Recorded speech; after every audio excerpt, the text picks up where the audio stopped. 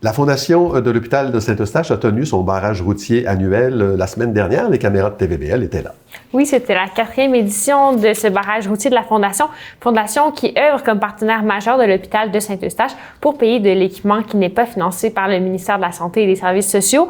Jeudi dernier, ce sont une 50aine de bénévoles de la Fondation qui étaient positionnés à 3 intersections passantes de Saint-Eustache pour accoster les automobilistes. TVBL a rencontré Lynne des Trois-Maisons, directrice générale de la Fondation, au coin des rues Saint-Louis et Saint-Eustache lors de l'événement qui a duré toute la journée. Madame des Trois-Maisons était très satisfaite du déroulement de la levée de fonds. On peut l'écouter.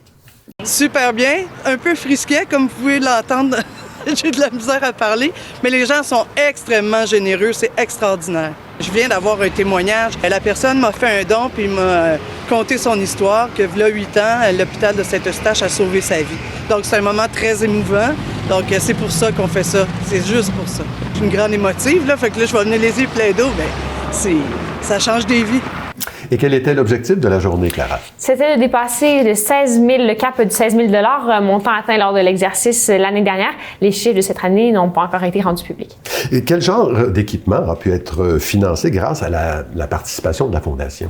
Le dernier exemple du travail de la Fondation de l'hôpital de Saint-Eustache, c'est la participation à la construction du nouveau département de médecine nucléaire à Saint-Eustache, un département qui n'existait auparavant qu'à Saint-Jérôme dans la région, ce qui obligeait les patients à se déplacer sur de nombreux kilomètres pour avoir des services spécialisés. Ce nouveau département que nous avons visité en février dernier avec Accès Local pour un reportage à ce sujet permettra d'ajouter 4 000 nouveaux rendez-vous supplémentaires par année. La caméra Gamma et la médecine nucléaire permettent d'offrir des diagnostics précis pour la majorité des systèmes du corps humain, comme le système digestif, cardiaque, respiratoire par exemple, et de détecter certaines infections. On écoute à ce sujet Madame des Trois-Maisons.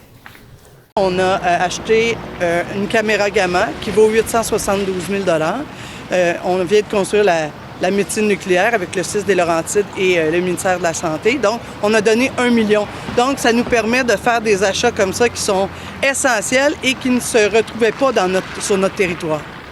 Et quelles sont les prochaines activités de financement de la Fondation? Alors, le prochain événement sur le calendrier, c'est le festin intérimaire qui aura lieu le 22 mai prochain au centre communautaire de Sainte-Thérèse. Ce sera la 6e édition de ce souper qui se déroulera sur la coprésidence d'honneur de Christine Baudette, mairesse de Boisbriand, et de Julie Boivin, mairesse de Sainte-Anne-des-Plaines. Ce sont 25 millions de dollars qui ont été amassés depuis 1986 aux origines de la Fondation. Pour les personnes intéressées, il est aussi possible de faire des dons par le biais du site Internet. Je laisse le mot de la fin à Madame des Trois-Maisons.